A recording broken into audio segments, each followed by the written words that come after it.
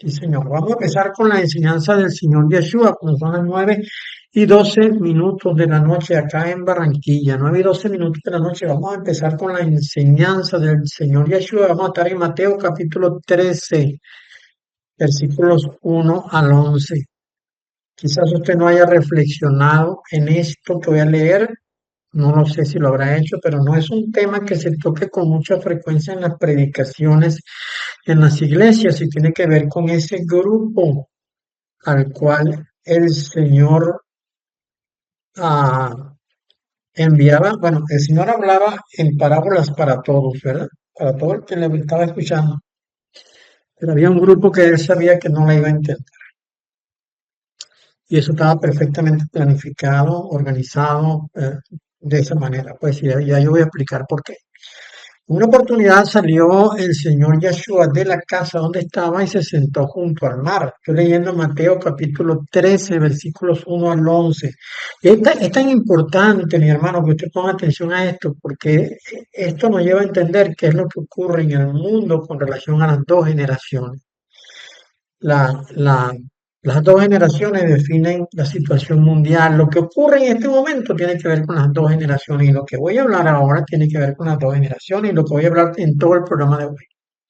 Bueno, el señor Yeshua salió de la casa donde estaba, no de su casa, sino de la casa donde estaba hospedado, que lo estaba recibiendo, y dice, se sentó junto al mar, versículo 1 de Mateo 13.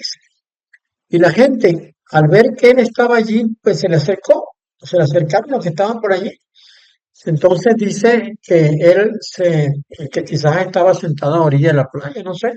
Entonces él se sentó en una barca que estaba pues seguramente estaba haciendo fondo ahí en la playa cercana, ¿no? Supongo yo que la barca, si estaba en la playa, estaría agitada, ¿no? Por causa del oleaje. Bueno, dice que toda la gente estaba en la playa, dice el versículo, toda la gente estaba en la playa, por lo que yo asumo que el Señor estaría pues sentado en la barca, pero en el mar, para poder quedar frente a ellos, ¿no? Eh, entonces, dice la palabra que él les hablaba muchas cosas por parábolas, dice, que él hablaba todo lo que estaba hablando, lo hablaba por parábola.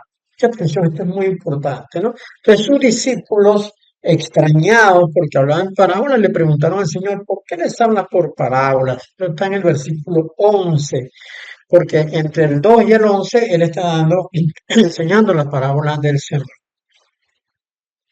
Entonces, cuando ellos le preguntan por qué les habla por parábola, el Señor le dice, porque a ustedes les he dado saber los misterios del reino de los cielos, pero a ellos no les es dado. ¿Sí había usted recapacitado sobre esto? Que hay un grupo de personas a los cuales no se les permite conocer el misterio del reino de los cielos. ¿Ah? No se les permite, eso está decidido por Dios Todopoderoso, no se les permite. Y el Señor hablaba en parábolas para que ese grupo, para que los que encajaran dentro de esto, no pudieran entender. Y esto se ve claramente satisfecho cuando nosotros podemos comprender qué fue lo que ocurrió en el huerto del Edén y que aparece anunciado en Génesis 3:15. Acá hay dos cosas que resaltar. La primera es que los misterios del reino de los cielos son revelados en las parábolas. O sea que cuando uno lee una parábola, uno está entendiendo un misterio del reino de los cielos. Y el Señor mandó, el Padre Eterno mandó a su Hijo a que contara las cosas por parábolas. Los que habrían de entender, entenderían, y los que no, no entenderían. La segunda cosa que hay que resaltar acá es que el Señor establece una diferencia muy clara entre ustedes y ellos, según lo que leí hace un momento.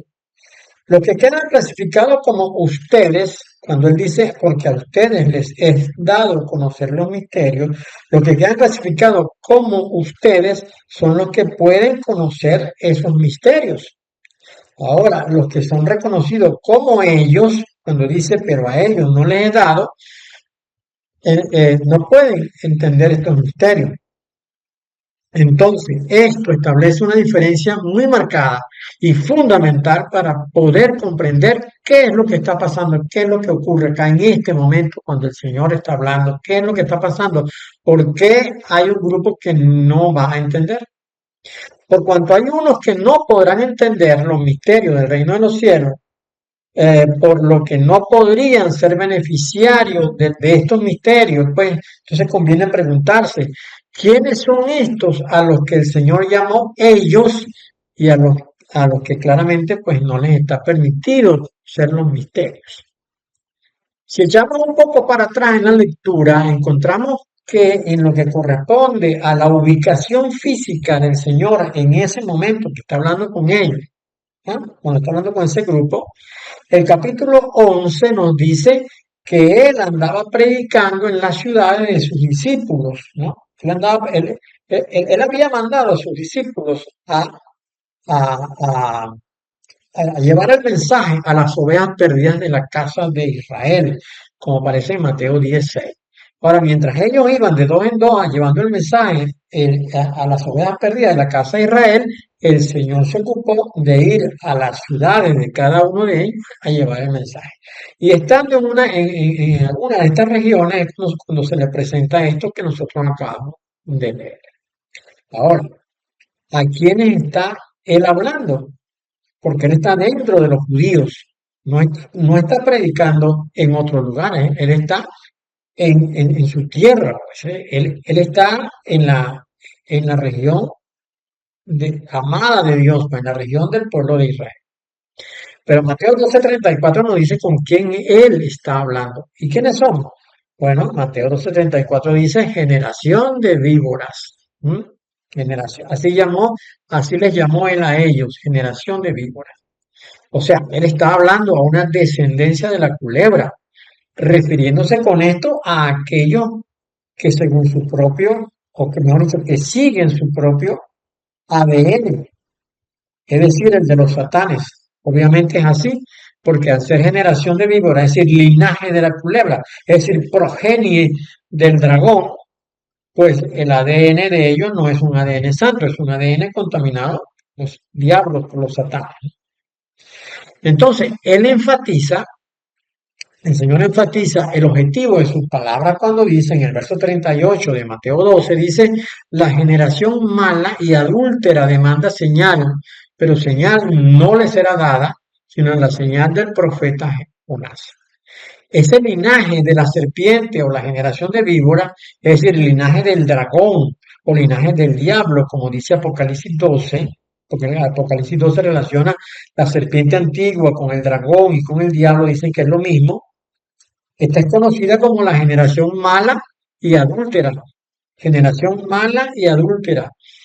Y no es tan adúltera porque profanen el voto matrimonial que tienen con su cónyuge. No, es adúltera porque ellos adoran a dioses falsos, dioses ajenos, que no son el único y verdadero Dios. Luego él añade lo siguiente: los hombres de Nínive se levantarán en el juicio con esta generación y la condenarán, porque ellos se arrepintieron a la predicación de Jonás, pero ahora dice él, aquí en este lugar está uno mayor que Jonás. Esto está en el versículo 40. Bueno, uno mayor que Jonás, está diciendo él. Es decir, que en el día del juicio la generación de Nínive y la generación de la culebra a lo mejor tendrán que presentarse juntos a ser juzgados. Pero el testimonio de la gente de Nínive, que se arrepintió de la predicación de Jonás, va a acusar a la generación de la culebra que tenía allí enfrente al Dios Todopoderoso y no le creía. Y también el Señor dijo esto, dijo, la reina del sur se levantará en el juicio con esta generación igualito, pues la reina del sur también estará allí en el juicio y la condenará porque ella vino de lo más lejano de la tierra, ¿no? De los fines de la tierra para oír de la sabiduría de Salomón. Bueno, aquí en este lugar, dice él, está uno mayor que Salomón. Entonces la reina de Saba, es decir, la reina del sur, Saba era un reino antiguo ubicado en la región de Arabia Saudita o lo que es ahora el Yemen, ¿no? quien en la tradición islámica, la reina de Saba en la tradición islámica es reconocida como una reina sabia y poderosa, pero siendo ella reconocida por los musulmanes como una reina sabia y poderosa, ella fue a visitar al rey Salomón porque había escuchado que él hablaba sabiduría. Ahora, los sacerdotes judíos que están delante de la sabiduría misma, porque el Señor Yeshua es la sabiduría misma, no quisieron escucharle. Por ello, la reina de Saba, cuando estén ambos en el día del juicio, ella les condenará por su testimonio. Esto hace que esa generación, linaje directo de la culebra, no sea parte del plan de Dios, no sea parte del plan de Dios y engrose sus oídos, los haga gruesos sus oídos, de tal manera que no pueden entender lo que el Señor les está hablando.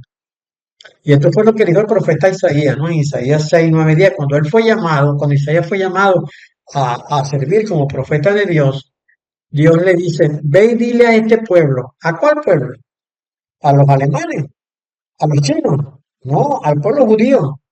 Ve y dile a este pueblo, dile, escuchen bien, pero no entiendan. Miren bien, pero no perciban. Haz que el corazón de este pueblo se vuelva insensible y que sus oídos se vuelvan pesados y que sus ojos se cierren para que no vean con sus ojos, ni oigan con sus oídos, ni entiendan con su corazón y se conviertan y sean sanados. Usted me está siguiendo lo que estamos leyendo, ¿verdad? Esto lo está diciendo Dios del mismo Israel. ¿Sabe usted por qué? Porque este pueblo de Israel se dejó convencer por la propuesta de Salomón, quien los llevó a ellos al desenfreno de la idolatría y de hacerse dioses que no eran el Dios verdadero. Entonces, el Señor mismo alude a esta cita cuando Él dice, de manera que se cumplan en ellos la profecía de Isaías. ¿No? Esto está en Mateo 13, 14. Dice la palabra que en ese momento Yahshua estaba dentro de una casa y se sentó frente al mar. Luego se montó en un bote y fue cuando él empezó a hablar con ellos y les habló sobre estas cosas. Les habló sobre que, explicándole a los discípulos más tarde, que hay una generación que no va a entender el mensaje, no lo va a entender, porque esa es la única manera en que queda reconocido quién es de Dios y quién no. ¿Cómo se reconoce? Porque el que es de Dios escucha la parábola y la entiende. Aunque los mismos discípulos tuvieron que preguntarle al Señor sobre otra parábola y el Señor le dijo, tampoco vosotros la entendéis. ¿Ah? Tampoco vosotros la entendéis porque se supone que ellos deberían haber entendido. Pero la descendencia de la culebra, la que nació allí en el huerto del Edén y que se ha extendido por 6.000 años, ellos no van a entender.